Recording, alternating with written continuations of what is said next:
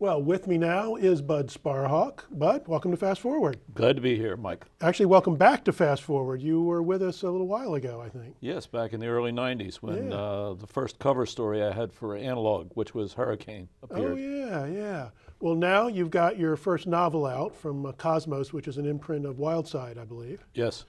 And so how's it feel having a novel now? Well, it's very strange. This whole novel business is relatively new to me.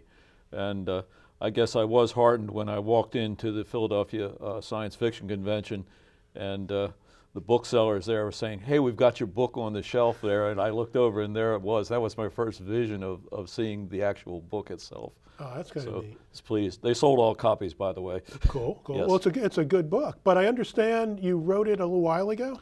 Yeah, this was, I dabbled in writing novels. I'm not very good at marketing them, though. I wrote about 3. This would be the 3rd one I wrote, and it took me about a year. I put a lot of effort into this one on a number of levels. Now, when you started writing it, did you write it planning this? I'm going to write a novel now, or did the story tell you that it was a novel? This actually started off as a planned novella, and I wrote about 30,000 words. My general approach on novellas is I generally write to the longer length and pare them down to the 20,000 length that seems to sell to the magazines. So I wrote this thing and I said, boy, this is an interesting culture. This is an interesting set of characters. Why don't I extend this? So I just started extending it and inventing things as I went along. When I finally finished, I said, well, that 30,000 piece that I wrote first was a piece of crap, and I threw that away, and this is what remained. Oh, so what got thrown out? Was it the kind of earlier? It was the all relationship that's told in backstory in the novel now, the relationship between Tam and Larisha, and how they came to come to the situation they were in when he woke up. Yes. Yeah. So what the novel is, it's not really a generation ship, but it's like a deep sleep ship going to Correct. another star system from probably not Earth is the feeling I got. No, the backstory in this thing is that there have been waves of expansion. The wave of expansion would be to settle a planet, to build it up to a certain level of technology, and then launch another a set of starships to expand the sphere of influence on this thing. So this would be about the 2nd or 3rd generation. Right. And I found the culture that of the society that's doing this to be very interesting. It wasn't one that it was different than most of the other kind of cultures you see. It's a stratified society, and it's a religious-based society. One of the things that I did is this novel was approached in layers. I had to deal with the characters on this. I had to deal with the culture. I had to deal with the situation they were in, the technical level of this thing and all. I think I spent more time on the culture and the religion than I did on any other aspect of this thing. And when I had that firmly fixed in my mind, then I was able to make the characters true to themselves and their culture. There are no bad guys in the novels. You probably noticed that. They're all very true to their own beliefs and ethical system. Right. So one of the things I think that the novel kind of is about faith and how faith can react to seeing things that are antithetical.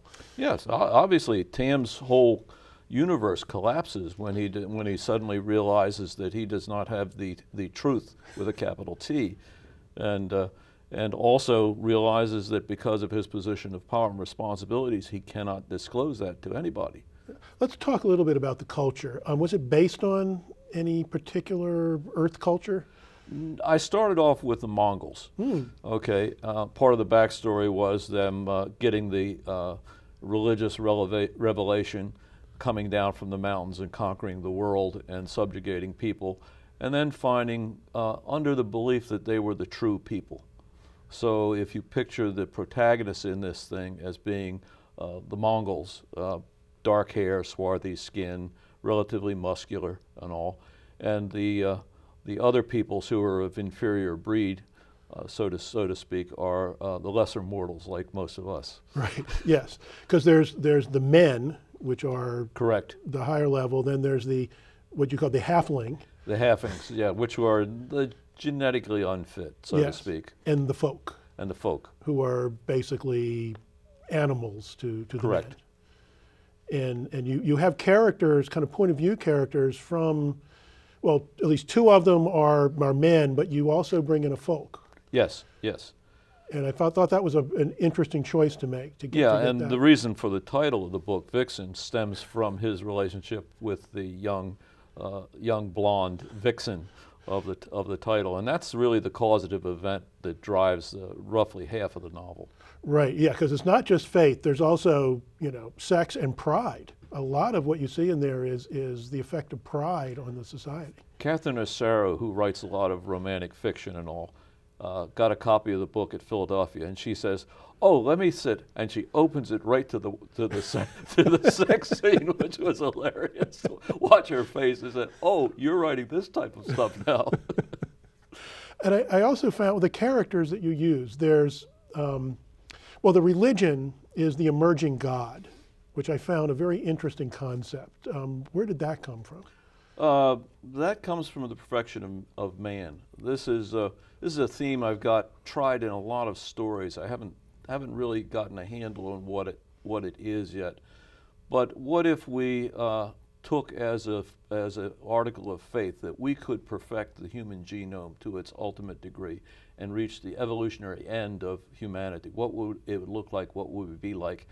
And how would the hubris that resulted from that really impact the way we behaved and acted? Oh, okay. Well, that's very interesting, particularly in light of the religion in here, because it does tie right into that. Exactly. Yeah, and you have the hand of God, and you've Dahlgren, yes. Yeah.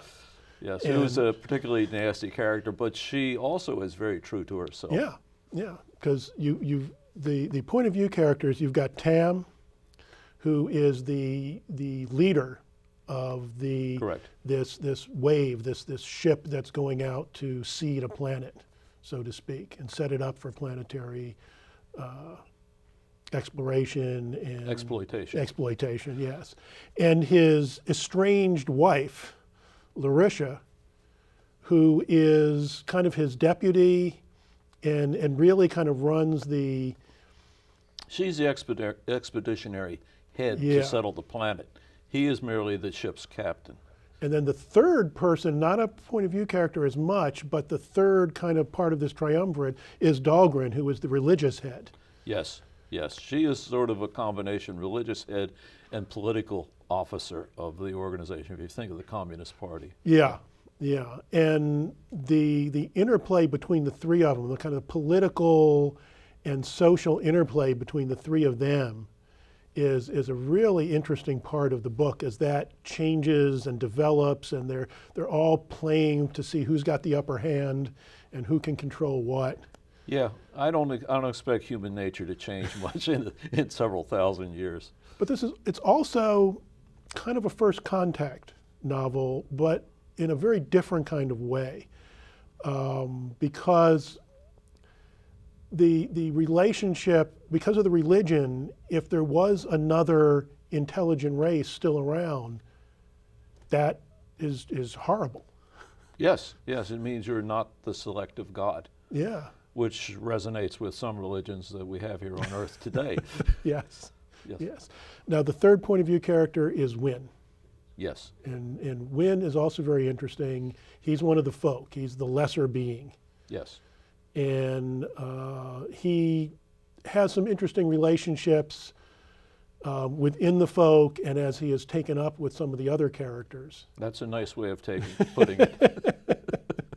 He is the Vixen. Well, yeah, you could say that. In a sense. Yeah. He's basically a sex slave. Yeah. Yes. That's exactly what he is. So I found all that interplay very interesting, and again, the way the faith and pride and sex all works together. One of the other characters I found fascinating, one of my favorite characters, was Gull, the scientist in it. Yes. And so where did Gull come from? What drove him as to be the character in the story? I needed a foil to explain the science of what was going on in there, and that's the easiest way to do it. There's a shift in his name, by the way, about 3/4 of the way through the book, where the way last names are formed in this culture is that you put roughly AT on the end of your pride, your leader's name. So Tamat, he's Tamat. That means he belongs to Tam. Oh, that's very interesting. He was just a very interesting character, and kind of felt more like somebody you might know now. Well, that's because of the group you associate with. Well, that could be. So he was the fan. Is that what it is? No. He's the technic. He's the geek. He's the geek. He's the geek. He's the geek. He is, and he was very good.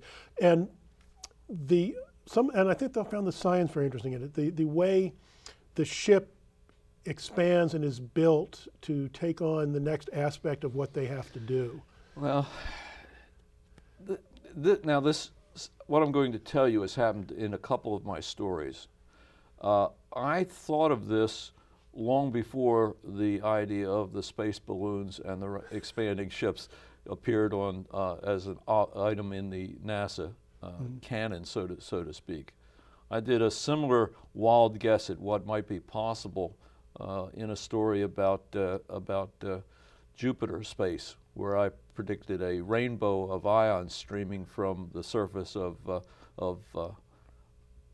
Io toward Jupiter. And when the probe got there, it discovered, oh yeah, that does exist. How about that? Yeah. So science fiction still remains somewhat of a predictor of the future. Yeah, very good. That's kind of neat.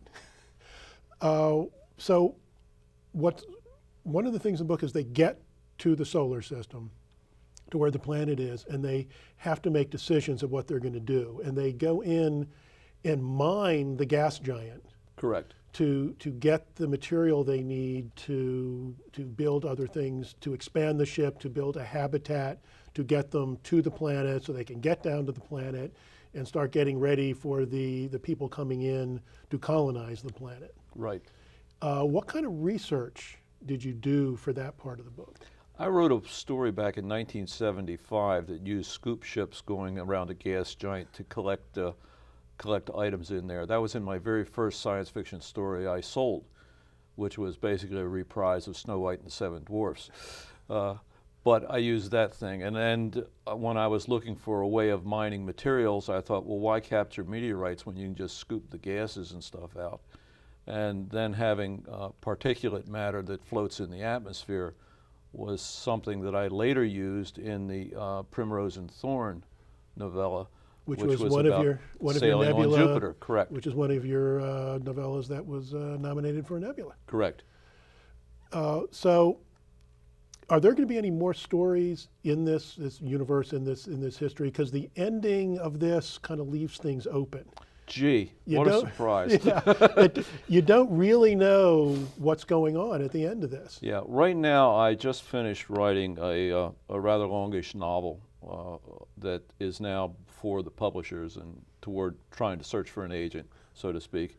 I've got 2 other novels there that are in various stage of completion that I need to pay attention to, and probably if this one is popular enough and I get enough demand off of it, maybe I'll write a sequel to this. There is an open door on there. Yeah. And I've got some good ideas on what those crystalline ships yes, really are. There are crystalline ships. Yes.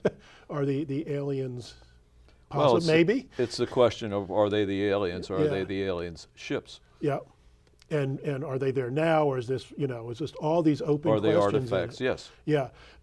Not to make it sound like the book doesn't have an end. I mean, the book has an ending in terms of the characters that we're watching. It's just open-ended in terms of what does all this mean.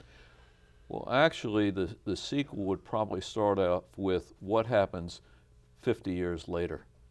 All of the characters in there are probably not going to be around anymore, but all the results of their decisions and actions that they take now will. And the aliens are still going to be there. Wow, that should be fascinating. I'd love to. Hopefully you'll be able to get that written. That sounds very interesting. Okay, just give me a contract. Sure, anytime. Just give me a call. Yeah. Have your people talk to my people. Oh, I'll do that. Let's talk some about your short fiction. Like I mentioned, you've been nominated 3 times for Nebulas. I love the fact that you keep working on the short fiction, because I really think that's a major part of what science fiction is. And we're seeing too many, not enough people working in the short fiction end of things. And the other thing I like with your stuff is the range. You've got your humorous, your Sam Boone stories are a trip. Yeah, they're easy to write. How would you explain Sam to somebody that doesn't know him? Sam is an interstellar entrepreneur. He's a confidence man. Sam is me, okay? and I think this is why he's so easy to write, because he has the same sort of thoughts about things that I do, and I just reflect that in there. He is continually amazed, always perplexed, and never sure of how he does what he does. Yeah, because the one where he's taken the aliens to Disneyland is hysterical. There's an interesting story around that. I wrote that as he actually taking them to Disneyland with all the things. And Stan Schmidt came back and said, I want to buy this story, but the lawyers tell me we cannot use the Disney word anywhere in this, and we cannot accurately depict anything in Disney World. And I said, okay, I'll rewrite it. So I rewrote it. And Stan came to me a couple years later and said to me, I'm talking to this woman from Disney over here. He said, you ought to send her the story. Wouldn't it be hilarious if Disney wanted to pick this up, the story? That's great. That's great. So what's going on now? You mentioned some of the novels you're writing. Can people look for any more of your shorter fiction, more in analog or coming out other places? I've got a number of short pieces coming out in some anthologies this year. Last year, I kind of shot my wad on a bunch of sales. I sold a 5 novella series to Bane's Universe. Oh. The first of which appeared in October, November. The second of which is titled Pumpkin, is in the December issue. And then there are 3 more that'll run through April of '09. And those are at Bain Universe Online, right? Those are Bane's Universe Online. And also, I've now found a lot of your fiction was on Fiction-Wise as well. All of my fiction is on Fiction-Wise. I did a nice return off of that. I get a 4-figure salary check every quarter after that. And sometimes the check's big enough I can order extra fries. That includes the decimal point. That includes the decimal point, exactly. Well, Bud, I believe we're out of time. It's been delightful talking to you, and hopefully we'll get you back without as long a wait another time. Okay, it's been nice talking to you, Mike. Glad to see you. Good to see you. Well, that's it for this episode of Fast Forward. We'll be seeing you another time, and from all of us here at Fast Forward Studio, take care.